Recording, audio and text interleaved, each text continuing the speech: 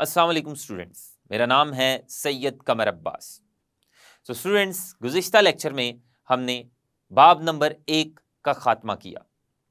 आज हम बायोलॉजी के नए बाब का आगाज़ करेंगे, बाब नंबर 2 का, जिसका नाम है बायोलॉजिकल प्रॉब्लम को हल करना।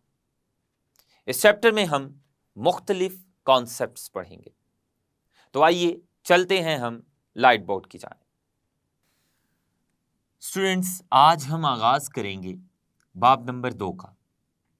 बाब नंबर 2 जिसका नाम है बायोलॉजिकल प्रॉब्लम को हल करना। ये चैप्टर शॉर्ट क्वेश्चंस के लिहाज से इंपॉर्टेंट है। इस चैप्टर में से कोई लॉन्ग क्वेश्चन नहीं आता, तो इस चैप्टर को हम अच्छे से समझने की कोशिश करेंगे। तो बायोलॉजिकल प्रॉब्लम को हल करना, आप जैसा कि पीछे चैप्टर में आपने समझा कि साइंस क्या है। साइंस एक मुनज़्ज़म इल्म है, एक ऐसा इल्म है जो गैर मुनज़्ज़म नहीं है, जो बड़ा मुनज़्ज़म इल्म है। और इस इल्म को हासिल करने के लिए आपको मुशाहिदात और तजर्बात करना पड़ते हैं। मुशाहिदात और तजर्बात के बाद आपको जो इल्म हासिल होता है उससे साइंस कहते हैं। और ये मुशाहिदात और तजर्बात जो हम करते हैं, ये फितरत के उसूलों को जानने या समझने के लिए करते हैं। जितने भी साइंसदान हैं वो फितरत के उसूलों को समझने के लिए, कायनात में उसूलों को समझने के लिए मुशाहिदात और तजर्बात करते हैं। और मुशाहिदात और तजर्बात के नतीजे में उन्हें जो इल्म हासिल होता है उस इल्म को साइंस कहते हैं। जितने भी साइंसदान हैं वो फितरत के उसूलों को समझने के लिए एक मेथड इख्तियार करते हैं, एक तरीका इख्तियार करते हैं। वो वाला तरीका, वो वाला मेथड जिस मेथड के तहत फितरत के उसूलों को समझा जाता है, साइंस का इल्म हासिल किया जाता है, उस मेथड को कहते हैं साइंटिफिक मेथड।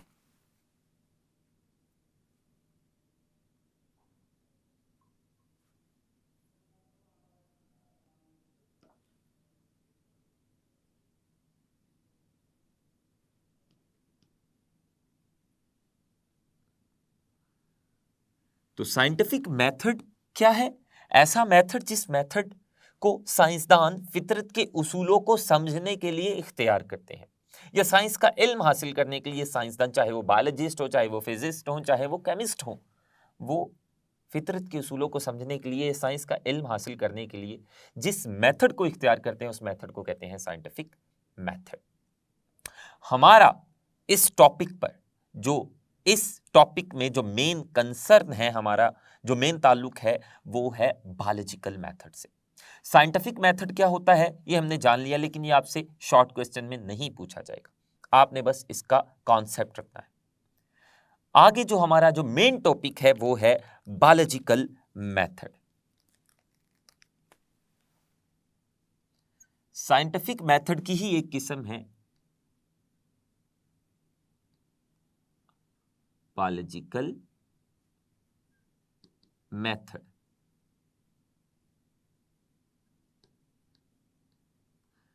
बायोलॉजिकल मेथड क्या है? बायोलॉजिकल मेथड साइंटिफिक मेथड की ही एक किस्म है। यह भी हम फितरत के उसूलों को समझने के लिए इख्तियार करते हैं, ये वाला तरीका। इस तरीके के तहत भी हमें साइंस का इल्म हासिल होता है, लेकिन बायोलॉजिकल मेथड में हम बायोलॉजिकल प्रॉब्लम को सॉल्व करते हैं।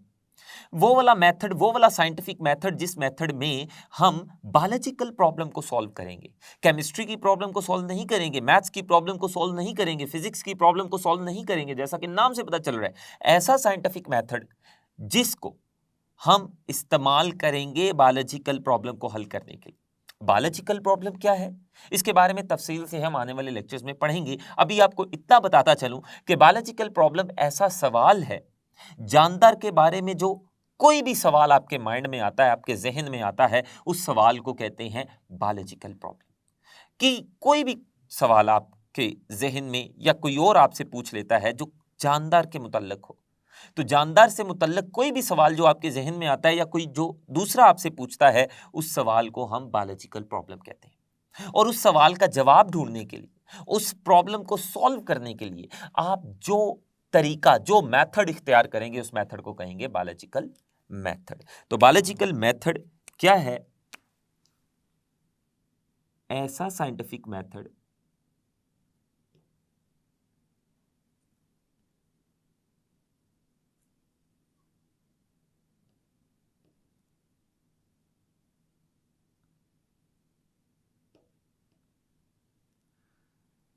जिसको बायोलॉजिकल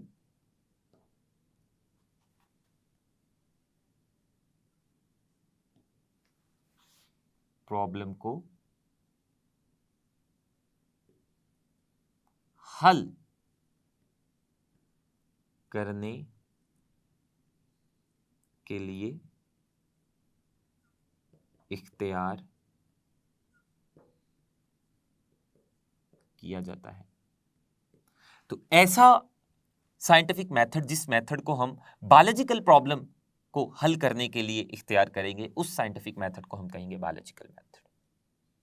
तो बायोलॉजिकल मेथड में हम साइंटिफिक या बायोलॉजिकल प्रॉब्लम को हल करते हैं। बायोलॉजिकल प्रॉब्लम कोई भी ऐसा सवाल है जो जानदार से मुतल्लक हो और आपके जहन में आया हो, तो उसका जवाब ढूंढने के लिए हम जो मेथड, जो तरीका इख्तियार करेंगे, उसे बायोलॉजिकल मेथड कहेंगे। बायोलॉजिकल मेथड का आगाज, इसका आगाज तकरीबन 500 साल पहले हुआ, गलीलियो के जमाने से। गलीलियो एक बहुत मशहूर साइंसदान हैं, उनके जमाने से साइंटिफिक मेथड का आगाज हुआ या बायोलॉजिकल मेथड का आगाज हुआ, और तब से लेकर अब तक बायोलॉजिकल मेथड ने हमें बहुत सारी प्रॉब्लम्स को सॉल्व करने में और बहुत सारे बायोलॉजिकल प्रॉब्लम्स को हल करने में हमारी मदद की है। तो बायोलॉजिकल प्रॉब्लम की अहमियत क्या है कि इसने बायोलॉजी के हर शोबे में अपना बड़ा अहम किरदार अदा किया है।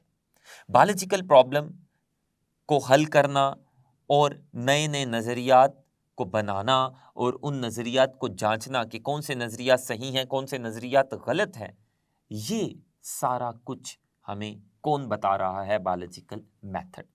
तो बायोलॉजिकल मेथड की अहमियत क्या है?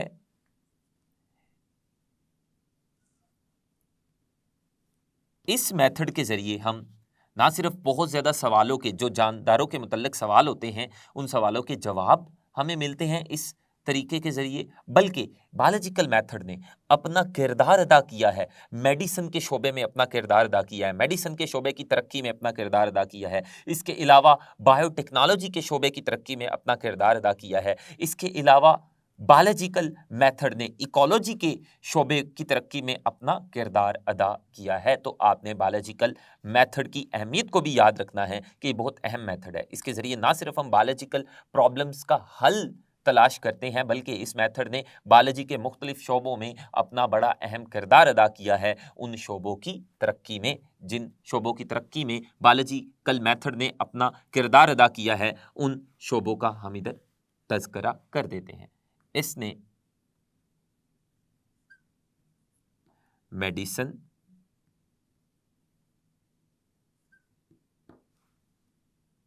इसके अलावा इकोलॉजी और बायो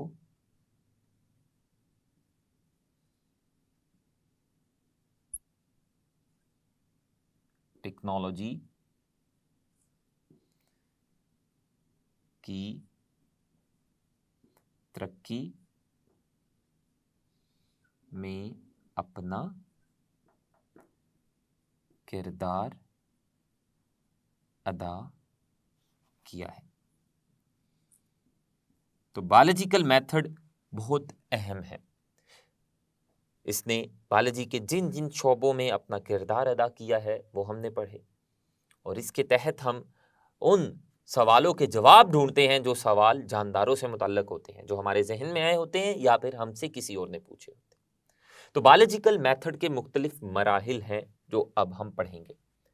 जब तक आप उन मरहलों से नहीं गुजर जाएंगे, आपको आपके सवाल का जवाब नहीं मिलेगा, आप बायोलॉजिकल प्रॉब्लम को हल नहीं कर पाएंगे। बायोलॉजिकल प्रॉब्लम को हल करने के लिए जो सवाल आपके जहन में है जानदार के बारे में, उस सवाल का जवाब ढूंढने के लिए आपको उन तमाम मरहलों से गुजरना पड़ेगा। उन मरहलों से गुजरने के बाद आपको अपने सवाल का जवाब मिलेगा। तो बायोलॉजिकल मेथड के मराहिल हम यहां पर लिखेंगे, उन मरहलों से हमें एक एक करके गुजरना पड़ेगा। जब हम उन मरहलों से गुजर जाएंगे तब हमें हमारे सवाल का जवाब मिलेगा। तो उन तमाम मरहलों को एक एक करके हम यहां पर लिखते जाते हैं। तो बायोलॉजिकल मेथड के मरहले, ये आपको शॉर्ट क्वेश्चन भी आ सकता है कि बायोलॉजिकल मेथड के जो मरहले हैं उन मरहलों के नाम बताएं, या बायोलॉजिकल प्रॉब्लम को हल करने के जो मुख्तलिफ मरहले हैं उन मरहलों के नाम बताएं। तो उन मरहलों को हम बारी बारी लिखते हैं। बायोलॉजिकल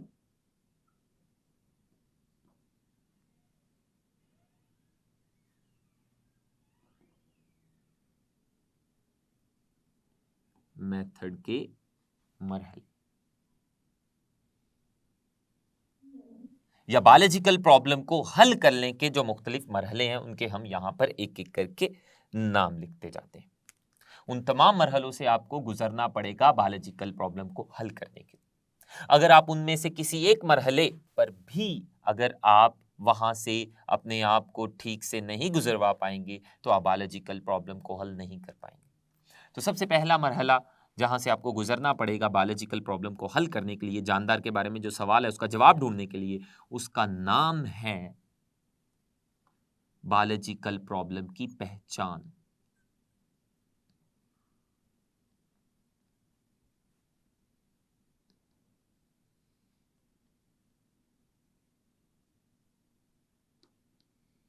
तो सबसे पहले आपको बायोलॉजिकल प्रॉब्लम की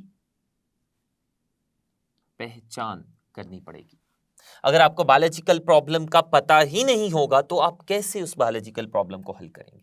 तो मसले को हल करने के लिए पहले हमें मसले का पता होना चाहिए। प्रॉब्लम को सॉल्व करने के लिए पहले हमें प्रॉब्लम का पता होना चाहिए कि प्रॉब्लम है क्या, मसला है क्या जिसको हमने हल करना है, सवाल है क्या जिसका हमने जवाब ढूंढना है। तो सबसे पहला मरहला बायोलॉजिकल मेथड का या बायोलॉजिकल प्रॉब्लम को सॉल्व करने का कि बायोलॉजिकल प्रॉब्लम का आपको पता होना चाहिए कि कौन सी बायोलॉजिकल प्रॉब्लम ऐसी है कि जिसको मैंने हल करना है, जिसका मैंने जवाब ढूंढना है। दूसरा मरहला वो है मुशाहिदात।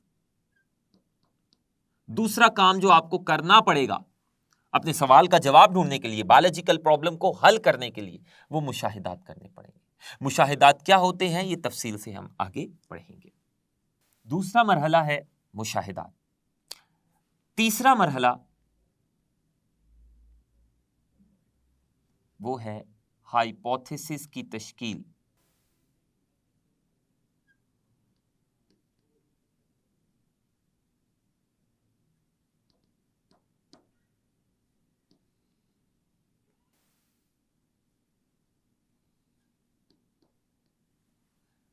चौथा मरहला है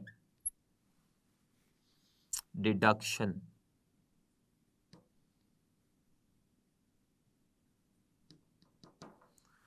पांचवा मरहला है तजर्बात।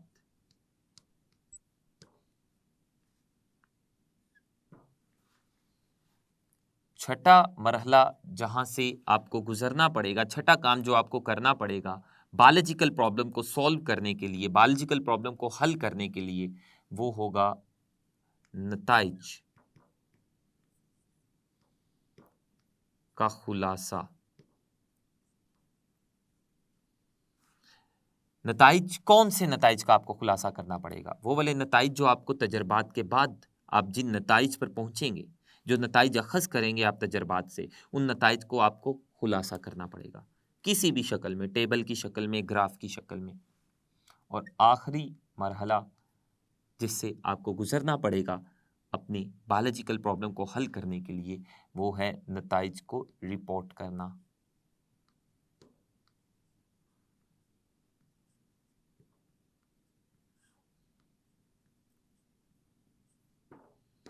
तो ये वो वाले मरहले हैं जिन मरहलों से आपको गुजरना पड़ेगा अपने बायोलॉजिकल प्रॉब्लम को हल करने के लिए। इन तमाम मरहलों से आपको एक एक करके गुजरना पड़ेगा। जब आप इन तमाम मरहलों से गुजर जाएंगे, जब आप इन तमाम मरहलों को पार कर लेंगे तो आपको आपकी बायोलॉजिकल प्रॉब्लम का हल मिल जाएगा, यानी आपका जो सवाल है आपको उसका जवाब मिल जाएगा। तो आज हमने आगाज किया बायोलॉजिकल प्रॉब्लम को हल करने वाले बाब का। इसमें हमने सबसे पहले पढ़ा कि साइंटिफिक मेथड क्या होता है। फितरत के उसूलों को समझने के लिए हमें जिस तरीके को इख्तियार करना पड़ता है उसे साइंटिफिक मेथड कहते हैं। फिर हमने बायोलॉजिकल मेथड के बारे में पढ़ा कि ऐसा साइंटिफिक मेथड जिसमें हमने बायोलॉजिकल प्रॉब्लम को सॉल्व करना है उसे हम बायोलॉजिकल मेथड कहेंगे। और बायोलॉजिकल प्रॉब्लम के बारे में पढ़ा कि कोई भी ऐसा सवाल जो आपके जहन में आता है जानदार के बारे में, उस सवाल को हम बायोलॉजिकल प्रॉब्लम कहेंगे और उसके जवाब ढूंढने को, सवाल का जवाब ढूंढना क्या कहलाएगा, बायोलॉजिकल प्रॉब्लम को हल करना। और इसके लिए हम एक जो तरीका इख्तियार करेंगे उसे कहेंगे बायोलॉजिकल मेथड। फिर हमने बायोलॉजिकल मेथड का आगाज कब हुआ ये पढ़ा, किसने किया, गलीलियो ने किया। और फिर हमने बायोलॉजिकल मेथड की अहमियत पढ़ी और आखिरकार हमने उन मरहलों के बारे में पढ़ा जिन मरहलों से आपको हर हाल में गुजरना पड़ेगा अपने सवाल का जवाब ढूंढने के लिए या बायोलॉजिकल प्रॉब्लम को सॉल्व करने के लिए, उसको हल करने के लिए आपको जिन मरहलों से गुजरना पड़ेगा उन मरहलों के हमने नाम लिखे। इनमें से आपको शॉर्ट क्वेश्चन आएंगे। शॉर्ट क्वेश्चन आपको आएगा कि बायोलॉजिकल मेथड क्या है। इसके अलावा आपको यहाँ से बायोलॉजिकल मेथड की अहमियत का भी शॉर्ट क्वेश्चन आ सकता है। इसके अलावा आपको एक और मुख्तसर सवाल आ सकता है, आपसे पूछा जा सकता है कि बायोलॉजिकल मेथड के मरहलों के नाम बताएं, या फिर आपसे पूछा जा सकता है कि बायोलॉजिकल प्रॉब्लम को हल करने के लिए आपको जिन मरहलों से गुजरना पड़ता है उन मरहलों के सिर्फ नाम बताएं। तो आप ये तमाम मरहलों के नाम लिखेंगे। तो आज के लिए हमने सिर्फ इतना ही पढ़ा कि वो कौन से मरहले हैं जिन मरहलों के जरिए हम बायोलॉजिकल प्रॉब्लम को हल कर सकते हैं। आने वाले लेक्चर्स में इन तमाम मरहलों को हम बारी बारी तफसीलन पढ़ेंगे। तब तक के लिए अल्लाह हाफिज, अपना ख्याल रखिएगा।